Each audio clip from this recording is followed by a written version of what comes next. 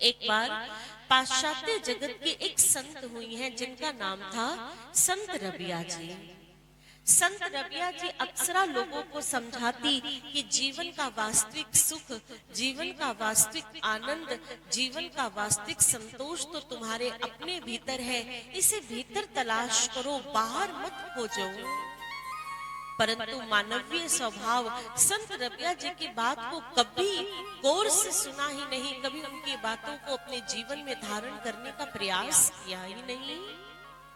एक दिन संत रबिया जी ने सोचा कि ये लोग ऐसे नहीं मानेंगे, इन्हें स्वीकार कराने के लिए मुझे कुछ करना होगा।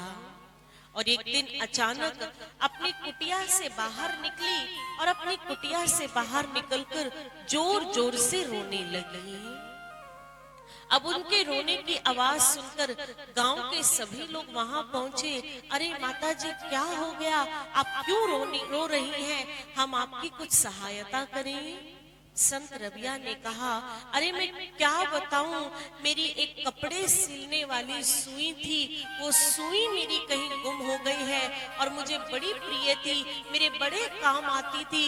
अब मैं इतनी देर से उस सुई को ढूंढ रही हूँ, लेकिन वो सुई मुझे मिल ही नहीं रही है, इसी कारण मुझे रोना आ रहा है।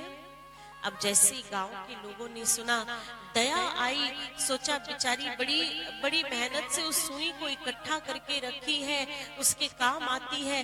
गांव के सभी लोग उस सुई को ढूंढने लग जाते हैं। कोई इधर तलाश कर रहा है, कोई उधर तलाश कर रहा है। बहुत देर ढूंढने के बाद भी सुई नहीं मिली। फिर अचानक एक बुद्धिमान व्यक्ति ने, एक सज्जन ने उससे पूछा, माता जी, अच्छा आप ये बताइए कि अंतिम बार आपने अपनी उस सुई को देखा कहाँ था? जैसे उस व्यक्ति ने पूछा, संत रबिया ने कहा, अरे अंतिम बार मैंने उस सुई को अपनी कुटिया के अंदर देखा था, वही मैंने उसका अंतिम बार इस्तेमाल किया था। वो व्यक्ति दौड़ कर गया, कुटिया के भीतर गया और कुटिया में से उस सुई को खोजकर उसे लाकर संत रबिया जी के हाथों में दे दिया। और कहने लगा, माता जी, यही बात अगर आप पहले बता देती तो इतने लोगों का समय व्यर्थ नहीं होता। अरे सुई आपकी भीतर रखी हुई है और ढूंढ आप बाहर रही हैं, आपको कभी भी सुई कभी प्राप्त होती, कभी मिल पाती। संत रबिया जी ने कहा, यही बात तो मैं भी तुम्हें कब से समझाने का प्रयास कर रही हूँ। अरे जिस सुख, जिस शांति, जिस आनंद की तलाश में तुम बाहर भटक रहे हो, कभी रिश्तों में, कभी नातों में, कभी धन में, कभी संपदा में, कभी प्रतिष्ठा में, कभी पद में, वो सुख वास्तविक सुख नहीं है। वास्तविक सुख तो तुम्हारे भीतर है, वास्तविक आनंद तो तुम्हारे भीतर है। और उस आनंद की तलाश करने के लिए, उसे खोजने के लिए तुम्हें प्रभु के नाम का सहारा लेना होगा।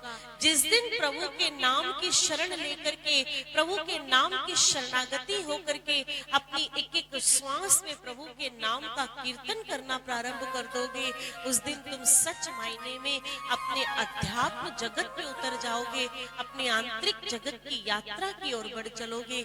उससे पहले तुम भक्ति के पथ पर नहीं बढ़ोगे।